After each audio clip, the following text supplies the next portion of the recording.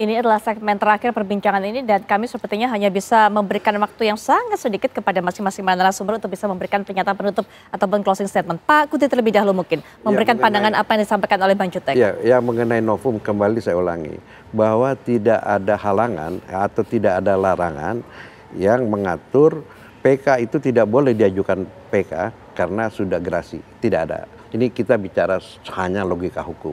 Tapi kalau mendengar penjelasan itu bahwa kita mengerti bahwa mereka itu adalah orang awam. Ya tidak menggunakan jasa hukum gitu ya. Mereka jangan-jangan tidak ngerti apa itu maksudnya gerasi gitu loh. Ya kan itu mungkin ya. Ya untuk ya, nanti itu tergantung bagaimana penjelasan dari ini ya. Kedua bahwa putusan pra peradilan Peggy ini bukan suatu putusan pengadilan menyatakan Peggy tidak bersalah, tidak melakukan. Itu satu dulu yang saya katakan lagi bahwa prosedur untuk menetapkan Peggy untuk jadi tersangka itu salah dan bukti yang diajukan itu tidak kuat. Ini yang membuka potensi ya untuk majukan PK. Misalnya katakanlah PK pertama bahwa karena dibilang hakim pra peradilan bahwa buktinya nggak kuat. Malah bukti yang dipakai oleh Polda itu adalah bukti putusan di perkara yang lalu. Artinya perkara yang lalu bisa juga pembuktiannya lemah. Ya silahkan ini ya. Yang ketiga mengenai tim pencari fakta bahwa putusan satu pengadilan hanya bisa dirubah oleh putusan pengadilan yang lebih tinggi. Yang diinginkan ya itu satu kan. Nah tapi yang diinginkan oleh publik dan wakil itu adalah sebenarnya ada apa sih ini sampai kok perkara ini sampai kayak begini gitu loh. Apakah ada hal-hal di luar hukum yang bermain yang di sini itu jadi ini saya kira ya saya kira ini jawabannya itu adalah pimpinan Polri lah ya. Tapi kalau kita lihat bahwa penyidik dan orang-orang yang terlibat dalam proses itu diperiksa sebenarnya itu adalah untuk sebenarnya sudah tahu sebenarnya diskresi pimpinan itu apa. Saya kira itu aja. Ya baik, Bang Jutek silakan Bang Jutek penutup singkat Bang Jutek. Ya terima kasih Mbak Putri. Jadi kami sudah jelaskan bahwa kami berupaya untuk menegakkan keadilan kebenaran. Bila mana memang ada kekeliruan dari tahun 2016 waktu pengadilan pertama, ya tentu kita tidak haram menurut saya kita koreksi lewat putusan pengadilan lagi untuk kita memperbaiki kalau memang kita rasa putusan itu ada yang kurang tepat ya.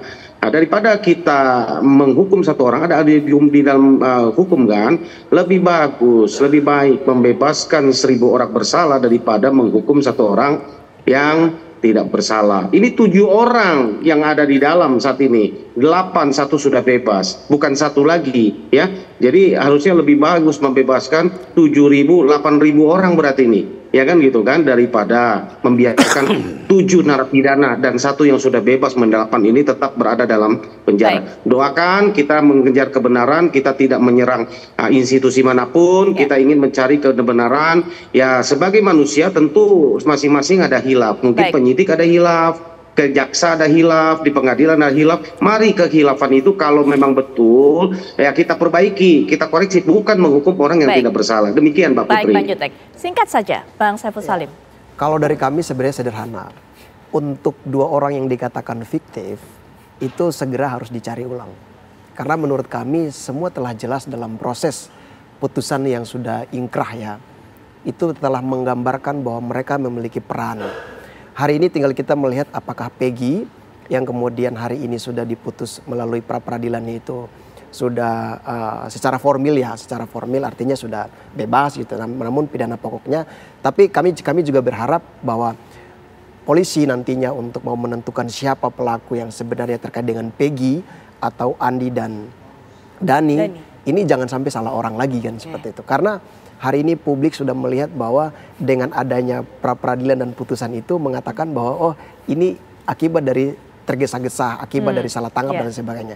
Oleh sebab itu kami meminta agar supaya penegak hukum dalam hal ini adalah Polda Jabar, kepolisian, itu agar supaya lebih berhati-hati untuk memberikan informasi kepada publik.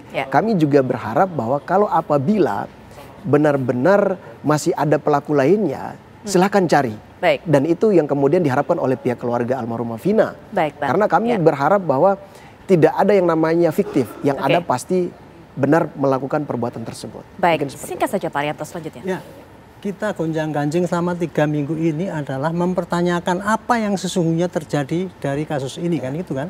Sehingga terjadi saling menyalahkan, saling debat seakan-akan ini institusi ini dan ini yang keliru.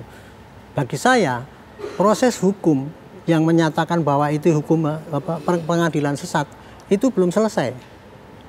Makanya saya menyarankan ini di PK dulu supaya jelas apakah ini memang sesat apa tidak. Oke.